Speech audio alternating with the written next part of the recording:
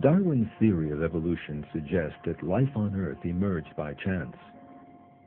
The theory of evolution also maintains that there is a pitiless fight for survival among living things.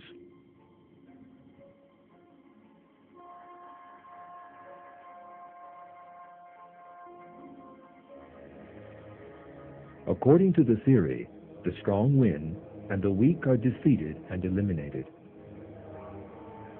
Charles Darwin, the founder of the theory, based his idea of the so-called fight for survival on the concept of natural selection.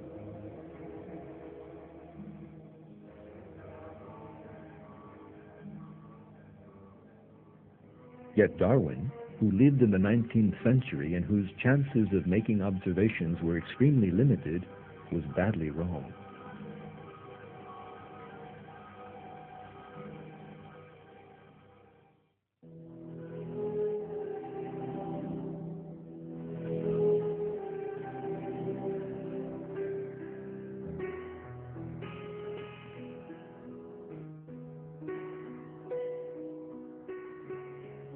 It has now emerged that natural selection has no evolutionary force at all, and that furthermore, there is no such ruthless war in nature as Darwin has claimed. Most weak individuals are protected by stronger ones, and different species help one another. As you have seen in this film, parents protect their babies, the weakest and most defenseless things in the world, at the cost of their lives. The theory of evolution that has already collapsed in the face of modern science is even further demolished by these observations in nature.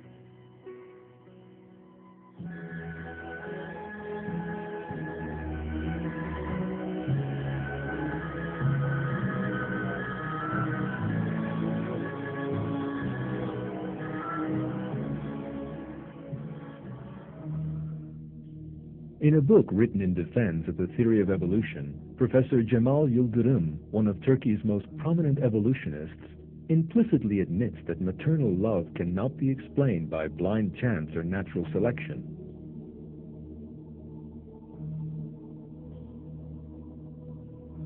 Is there any possibility of accounting for a mother's love for her young by a blind mechanism, that is, natural selection, with no psychological component? There is no doubt that Darwinists are hard put to provide a satisfactory answer to this question.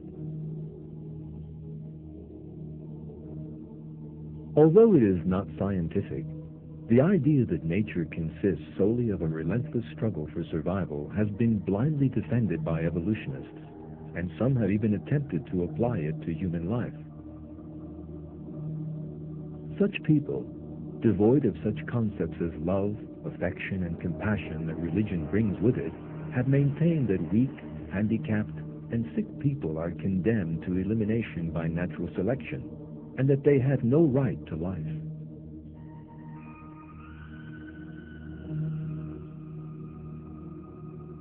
Historically, the most prominent supporter of the idea was Ernst Haeckel, the most important proponent of Darwinism in Germany. In his book, Wonders of Life, Haeckel proposed the destruction of abnormal newborn infants without hesitation. He wanted all the sick and deformed, who may be an obstacle to the so-called evolution of society, not just children, to be eliminated as a requirement of the laws of evolution.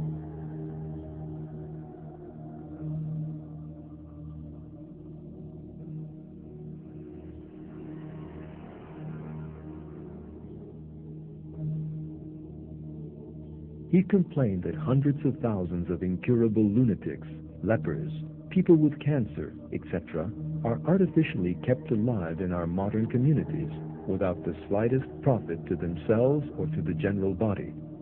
Redemption from evil should be accomplished by a dose of some painless and rapid poison.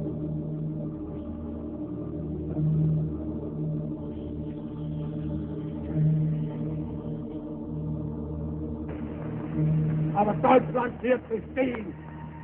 Wir werden sterben, aber Deutschland muss leben, jetzt und immer. These ruthless ideas of Haeckel were taken up by Adolf Hitler's Nazi Germany, and tens of thousands of innocent people were killed on the grounds that they were sick or handicapped, and represented an obstacle to the so-called evolution of the German race.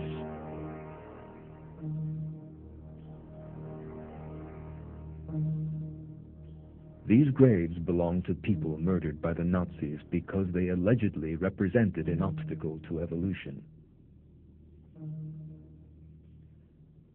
A century or so after Haeckel, Professor Ali Demirsoy, a prominent Turkish evolutionist, surprisingly supports the same idea. Demirsoy says that evolutionary biologists need to conduct genetic tests on babies in their mother's wombs and kill those which they regard as flawed without allowing them to be born. Demirsoy describes himself as a biological fascist and says,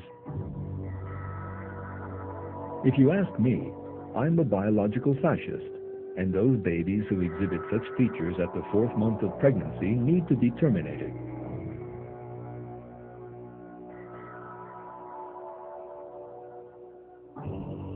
As we have seen, evolutionists cite nature in support of their inhuman ideas, such as killing a handicapped baby. Yet when we look at nature and animal behavior, we see that evolutionists are mistaken, and that even animals are more compassionate and possessed of more conscience than the people who actually put forward such ideas.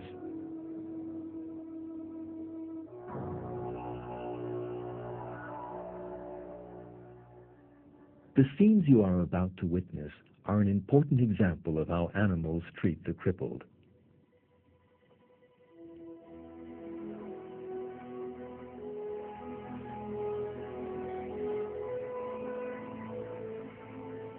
A hot day on the plains of Kenya. A herd of elephants have set out on one of their day expeditions to find food.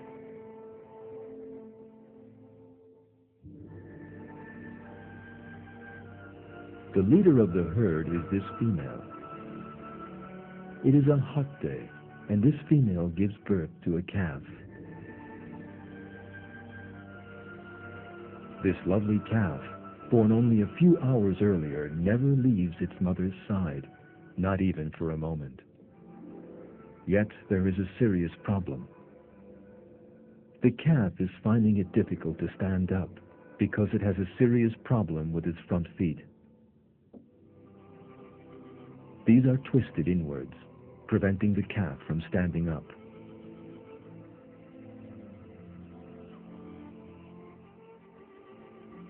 Researchers conducting observations in the area believe that the calf will inevitably die.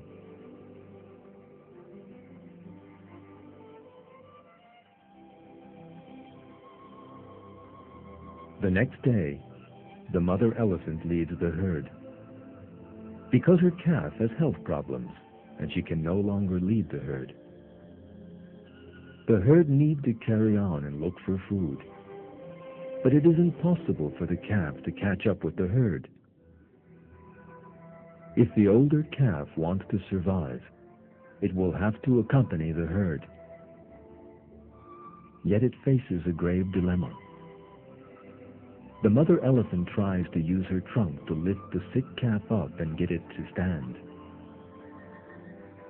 Eventually, the older calf gives up and slowly begins to walk back to the herd. Yet, it is still in two minds.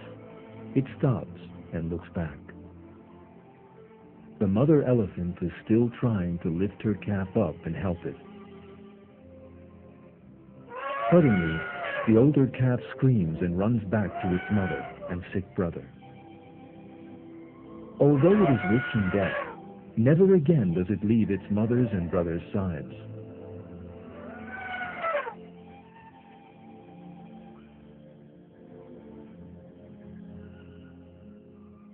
The next day, the mother and older calf have still not abandoned the sick calf. The baby is in pain with every step, but it is not abandoned by its patient, devoted, and loving mother and brother. and death still looks to be inevitable. At the end of the third day, something miraculous happens. The cat's feet slowly begin to gain some elasticity.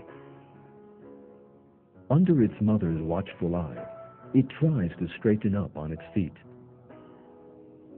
It keeps trying, tirelessly and determinedly. Eventually, it manages to stand for a moment. Then it kneels down again before making another attempt.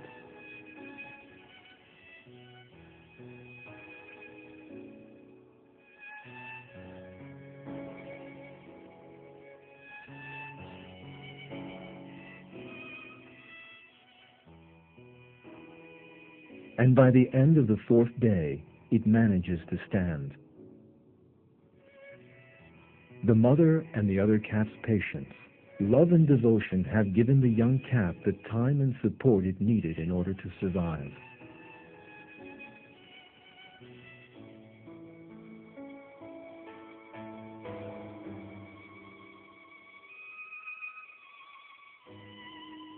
While some evolutionists regard the killing of a handicapped baby as an evolutionary obligation, animals in nature treat their sick offspring with love and self-sacrifice.